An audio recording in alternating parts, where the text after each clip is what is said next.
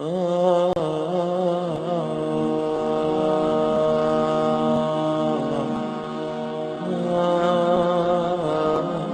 اکرم صلی اللہ علیہ وسلم نے فرمایا بطر الحق و غمت الناس. صحابہ نے پوچھا تھا نا اللہ کے رسول صلی اللہ علیہ وسلم تکبر کیا ہوتا ہے؟ کسی شخص کو اچھا کرتا پہنے ہوئے دیکھا، بہت قیمتی کرتا اس نے پہنا ہوا تھا، تو صحابہ کرام نے نبی کریم صلی اللہ علیہ وسلم سے عرض کیا اللہ کے رسول صلی اللہ علیہ وسلم دیکھیں کتنا تکبر کیا ہوا اس نے. نبی کریم صلی اللہ علیہ وسلم فرمایا نہیں، یہ تکبر نہیں.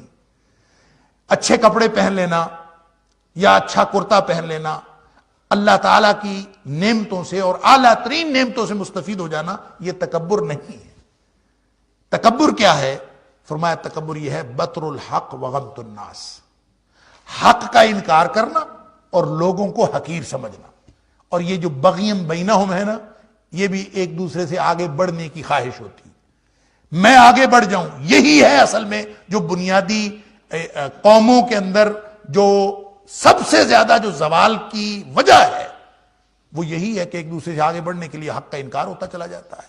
حق نہیں ماننا، صرف وہ چیز ماننی ہے جو آپ کو دوسرے کے مقابلے میں فائدہ دے.